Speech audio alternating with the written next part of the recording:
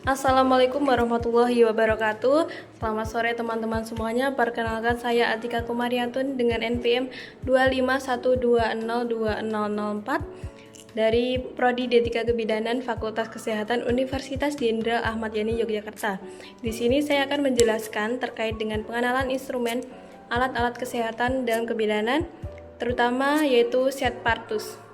Apakah teman-teman sudah tahu apa itu set partus? Nah, jadi set partus ini adalah seperangkat instrumen atau alat-alat yang digunakan untuk membantu proses persalinan baik secara normal maupun secara tidak normal. Oke, yang pertama ada troli. Troli digunakan untuk membawa dan menata seluruh peralatan set partus agar mudah dijangkau saat persalinan. Yang kedua ada bak instrumen besar. Fungsinya untuk wadah menaruh alat-alat steril selama proses persalinan berlangsung. Yang ketiga ada klem Kelly atau klem arteri. Fungsinya untuk menjepit pembuluh darah atau jaringan agar tidak terjadi pendarahan. Yang keempat ada setengah kocer. Fungsi dari setengah kocer ini adalah sebagai alat untuk memecah ketuban pada ibu selama proses persalinan apabila ketuban belum pecah.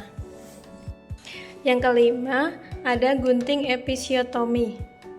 Fungsinya untuk melakukan pemotongan pada perineum yang berguna untuk memperlebar jalan lahir apabila diperlukan.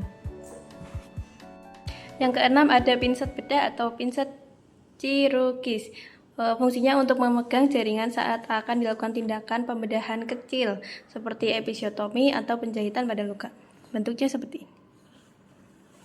Yang ketujuh ada pinset anatomis. Fungsinya untuk memegang jaringan halus tanpa merusak, biasanya digunakan saat menjahit luka di perineum. Yang kedelapan ada gunting tali pusat. Fungsinya digunakan untuk memotong tali pusat bayi setelah dijepit. Yang kesembilan ada benang tali pusat atau penjepit tali pusat, digunakan untuk menjepit atau mengikat tali pusat bayi agar tidak terjadi pendarahan. Yang ke-10 ada kateter nelaton. Fungsinya untuk mengosongkan kandung kemih ibu sebelum melakukan proses persalinan. Yang ke-11 ada handscoon atau sarung tangan bersih. Digunakan untuk menyiapkan alat atau membantu tindakan non-steril. Bentuknya seperti ini ya guys. Yang ke-12 ada handscoon panjang atau sarung tangan steril panjang. Dipakai oleh penolong persalinan saat melakukan tindakan persalinan berlangsung.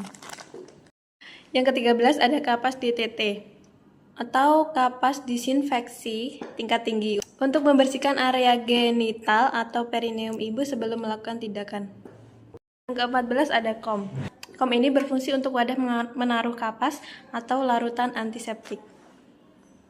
Ke-15 ada oksitosin atau obat untuk merangsang kontraksi uterus setelah bayi lahir yang berguna untuk mencegah pendarahan pada postpartum. Bentuknya seperti ini.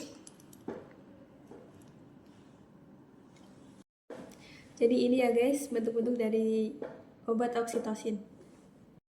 Yang ke-16 ada vitamin K. Diberikan pada bayi baru lahir untuk mencegah perdarahan akibat kekurangan faktor pembekuan darah. Kemudian ada celemek. Celemek berfungsi untuk melindungi pakaian petugas dari cairan tubuh selama proses persalinan. Yang ke-18 ada masker. Masker ini digunakan petugas untuk melindungi petugas dari percikan cairan saat melakukan tindakan. Yang ke-19 ada penutup kepala. Digunakan untuk menjaga kebersihan kepala dan rambut agar tidak terkontaminasi area-area yang steril. Kemudian 20 ada kacamata pelindung yang berfungsi untuk melindungi mata petugas dari percikan darah atau cairan tubuh. Selanjutnya ada sepatu boot, berfungsi untuk melindungi kaki petugas dari cairan atau darah selama proses persalinan. Selanjutnya ada washcloth untuk membersihkan tubuh bayi setelah lahir. Kemudian handuk ini berfungsi untuk mengeringkan bayi setelah dibersihkan dari darah dan juga cairan ketuban. Ini adalah kateter penghisap lendir. Fungsinya untuk membersihkan saluran nafas bayi dari lendir atau cairan ketuban bayi agar dapat bernafas secara lancar. Ini ada baskom larutan klorin, fungsinya untuk tempat merendam alat-alat bekas pakai sebelum dibersihkan agar tidak menularkan infeksi. Selanjutnya ada bengkok, wadah yang berbentuk seperti setengah lingkaran ini berfungsi untuk menampung cairan darah atau jaringan kecil saat tindakan, juga berfungsi sebagai tempat sampah kecil. Yang terakhir ada Doppler. Doppler atau alat dengar detak jantung janin berfungsi untuk memeriksa dan memantau denyut jantung janin. Baik, itu tadi yang dapat saya sampaikan terkait pengenalan alat-alat kesehatan dalam kebidanan, terutama set partus. Semoga bisa bermanfaat bagi teman-teman semuanya. Terima kasih dan sampai jumpa. Wassalamualaikum warahmatullahi wabarakatuh.